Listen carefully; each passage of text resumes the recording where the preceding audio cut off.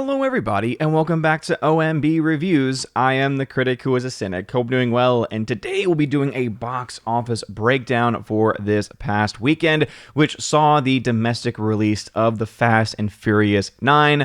When will we stop making these movies? But before we go any further into the numbers to see how it did here in the domestic market, please be sure to smash that like button, light up that fire button if you're watching over on Odyssey. I also upload these videos to minds.com, so you have a plethora of options for your viewing pleasure, and make sure that you are also subscribed on whatever platform that you are choosing to watch on. All right, let's go ahead and dive into some of these numbers, and it was a pretty good weekend for Universal's F9, the Fast Saga. I feel like every time a new movie in the Fast and Furious franchise comes up, they always come out with a new way of wording the franchise, a new way of naming the franchise, and it gets kind of confusing a little bit. For instance, when Hobbs and Shaw came out, it was Fast and Furious Presents Hobbs and Shaw. So it was just kind of weird to see this listed on the numbers.com and other places as F9, the Fast Saga, because at this point, it just kind of gets weird with the naming scheme overall. Now, I personally gave up with the Fast and Furious franchise as far as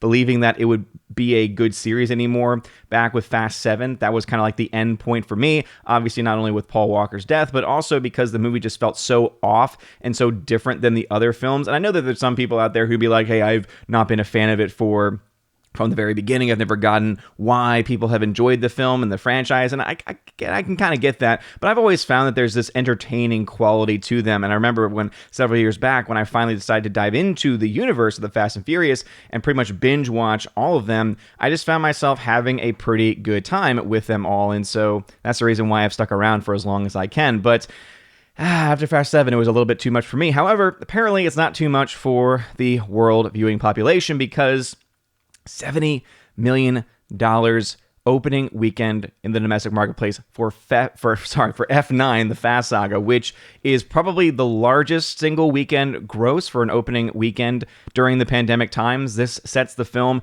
to pretty much be guaranteed by next weekend to cross the $100 million mark domestically, which, remember, just recently, the only films up to the point that had crossed the $100 million mark was A Quiet Place Part 2, which took a few weeks in order to cross that mark, and then also Godzilla vs. Kong, which it took several weeks. In fact, it took months for that movie to actually reach the $100 million mark in the domestic marketplace.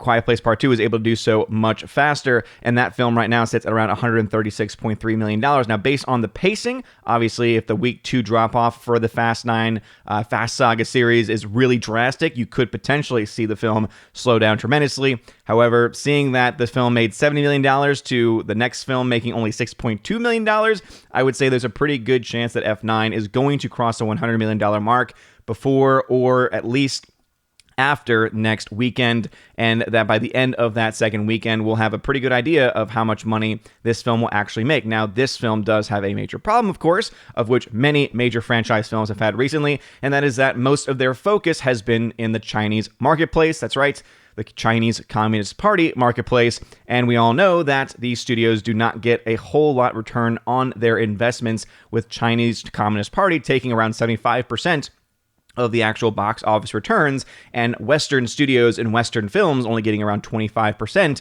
of the total number that's actually listed, which means that sometimes the numbers look much better than what they actually are when you dive into the numbers themselves. But anyway, looking at some of the other films, we got A Quiet Place Part 2, making $6.2 million in its 5th weekend now out. So again, still pretty respectable there after 5 weeks. The Hitman's Bodyguard, the Hitman's Wife's Bodyguard, sorry about that, in its 2nd weekend dropped to $4.8 million. This film, at this point, seems to be a guaranteed flop based on those numbers, and again, not really competing very much at all with anything else that's in release right now. Peter Rabbit 2, in its 3rd week of release, might just make it to profitability, and I think it may have just maybe potentially crossed it, or at least pegged to.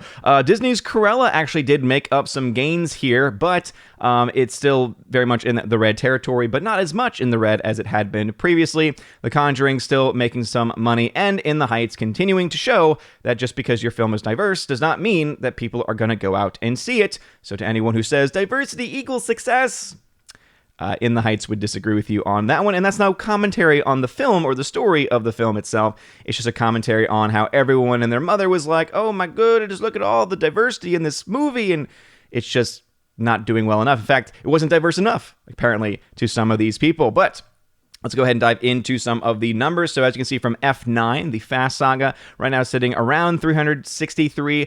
Some sites were reporting $400 million. And so you'll see in my charting that I decided to go with the higher number there. But one thing I wanted to point out in this chart is the fact that, again, the vast majority, $215 million.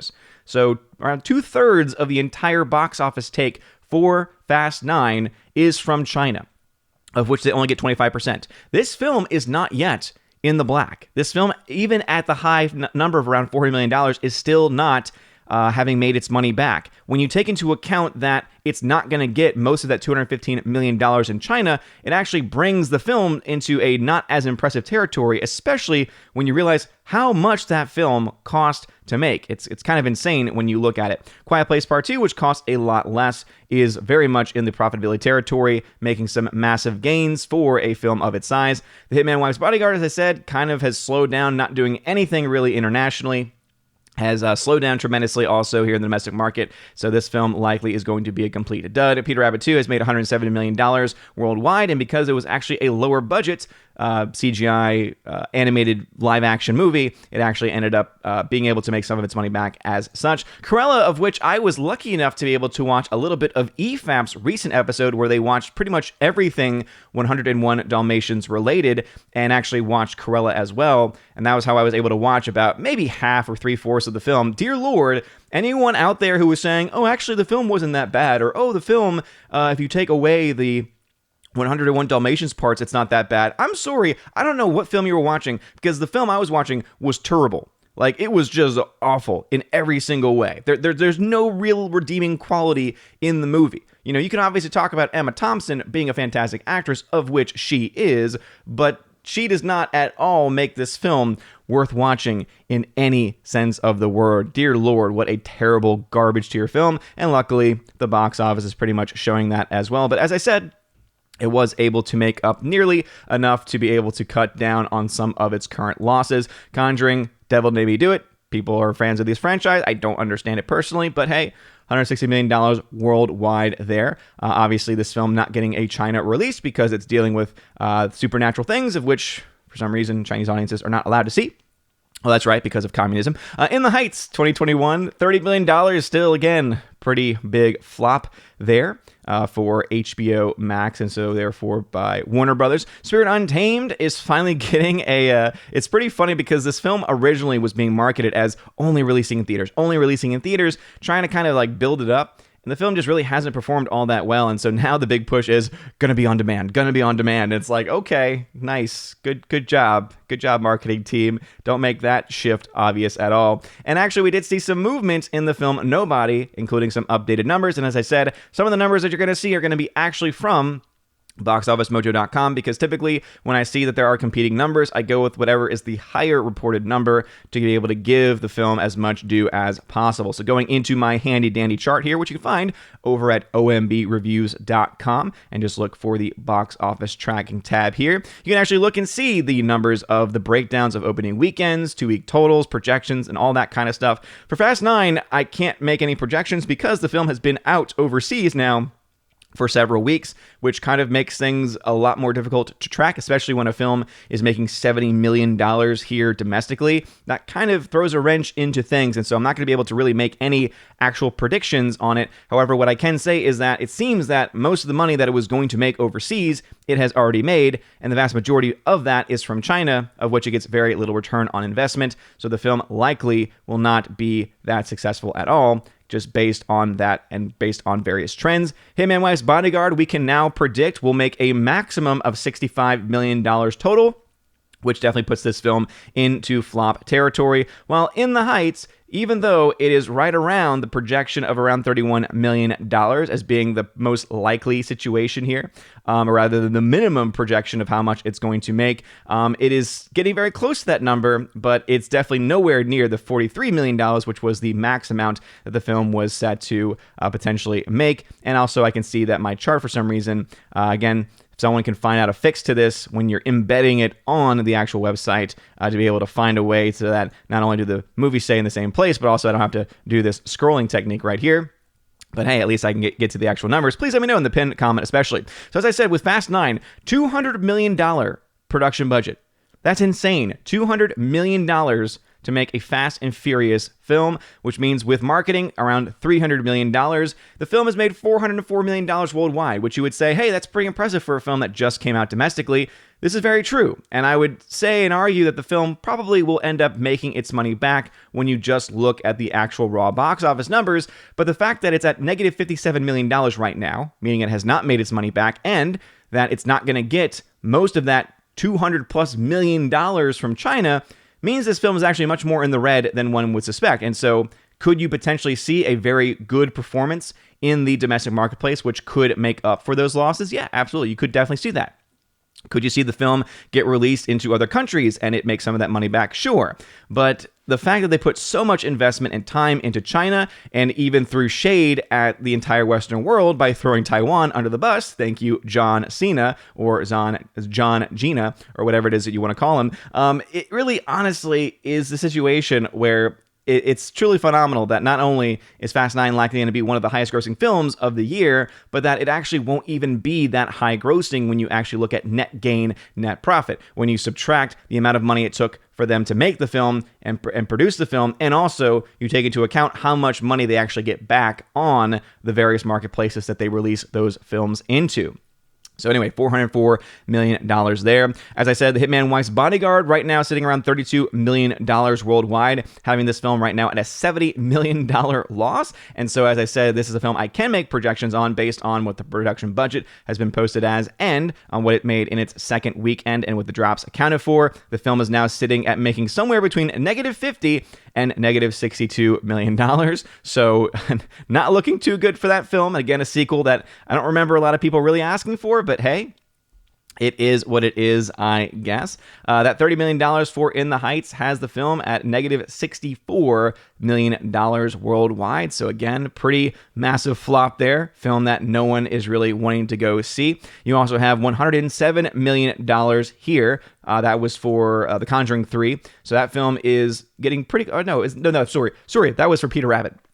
Peter Rabbit 2 is sitting, another sequel that no one asked for, sitting at $107 million, and so it's at -2, so it's getting very close, and very likely will enter into the profitability territory. However, it very well might only get to that minimum amount of $10 million net gain profit, because it seems to be slowing down a pretty good deal. This film would be The Conjuring, so this would be The Conjuring 3. So again, $37 million in net gain profit. Pretty good showing there. This is Spirit, $21 million worldwide, so that's sitting at negative $32 million. I don't know if it's going to be able to make that money back up, even though it's going now and moving to the movie on demand territory. $248 million for A Quiet Place Part 2, having that film with a net gross gain at $57 million. So right now, one of the most profitable movies to come out during pandemic time when you actually look at net gain and net profit. $183 million for Cruella means that it now sits at a beefy negative $39.7 million. It had been a lot worse than that before this weekend, so hey, could Disney pull it off? Maybe. It's still a trash and garbage tier film. The movie Spiral is actually kind of surprising here. It's right now at negative $5 million, and so Spiral could actually end up making its money back on Blu-ray and 4K DVD releases, though it really shouldn't have to be in this situation because it's the kind of movie that's made with the kind of budget of around $20 million to have it be a guaranteed hit. So the fact that this film couldn't even be guaranteed to be a financial success is not looking very good for the film overall. So not very good for that in one bit. And then the film Nobody, as I mentioned previously, something to talk about there. That film was able to actually make some money and again updated with the box office mojo numbers. And so that movie is now sitting at a net gain positive of $12 million. And so those are the current films right now. Please let me know in the comment section below if you have any thoughts on that. By the way, I believe when it comes to, everyone was talking to me about, hey, well, Mortal Kombat, don't you worry, Mortal Kombat, once that movie gets released in different countries, you know, just you wait. okay, it's still sitting around $82 million worldwide. And yeah, I don't think we have any numbers here for Japan, and I think a lot of people have a lot of faith still in Japan being able to somehow save this movie. I'm just not seeing it because it has died internationally. We have other films that have been out as long, making money still to this very day. And even if that movie was able to make 30 million, which is what some people I think suggested could be a massive haul in the Japanese marketplace, I don't even know if that would be enough necessarily to actually save that film from financial ruin. Because if you actually look to the raw numbers themselves, let me see if I can get this to show up for everybody. It's still at $81 million. It's still at negative 33. So even if it made another $30 million from Japan, it would not be enough to make up for this because it doesn't get 100% of that gross. So yeah, whether you like it or not, Mortal Kombat is a financial failure, and that would also go for other films. For instance, as I said, Godzilla vs. Kong, sitting at $29 million net gain profit, but that's also accounting the smaller number that was reported. This was not reported by everybody. Some had it closer to $200 million, and also this is not taking into account the fact that we have a massive take from China, once again, similar situation as to what Fast 9 is in right now, and so that also has to be taken into account, and questions of whether or not it's profitable or not are up in the air. But again, studios will pretty much write off anything now, whether it is in the red or not, as a success, and will use any logic whatsoever to justify making 1,000 films in a franchise that, again, most people don't even ask for. But what are your thoughts on this? Let me know in the comment section below, especially that pinned comment down below. If you have any comments or questions, please leave those below as well. Please make sure you'll also drop a like and light up the fire button over on Odyssey. It really does mean a lot. You're all amazing and beautiful people. Hope you all have a wonderful rest of your day. And as always, God bless. Now for a huge shout out to all of my June Patreon and Subscribestar members: Andrew Hoyle, Biffer the Hobbit, Brian P., Dion, Don Bruno de la Mancha, Enrique Evangelista, Father Christopher Miller, hail to you, Father, Father Damian Cook, Garrett Searles, Inflamed Wood, It's a Trap Productions, Jason Clark, Jacob Juice, Jeffrey Toone, Jonathan Carney, Laura, the Modern Major General's Story, Mike Jackson, Mad Mitch Dunaway, Mr. Peabody and his evil twin with the beautiful hair, On to June, Orange Hat Reviews, Out of Step with Reality, Priscilla Hall, Riff Magos, Rosetta Allen, Teresa Martin, Theodore Bendon, and rather Teresa Martin is Miss Martin Muses now, Tina Bojan, Tina B., and Washington Madranda. Thank y'all very much for being my supporters on Patreon. And to my Subscribestar peeps, Fast Reaction, Nosferatu Gatsu,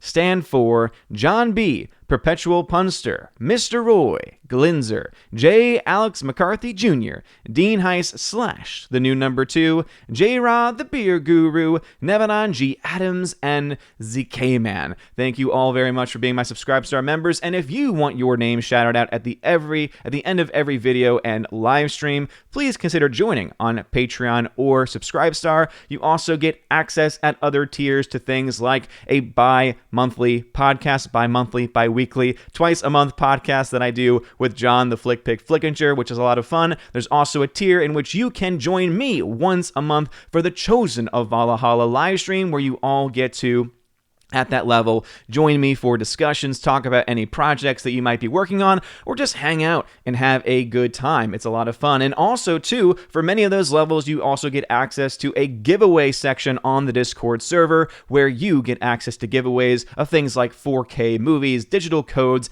and tons of other stuff like that. So if any of that sounds interesting to you, check out the links in the description and sign up over on Patreon and Subscribestar. You guys are all amazing and beautiful people. I hope you all have a wonderful day, and as always, God bless.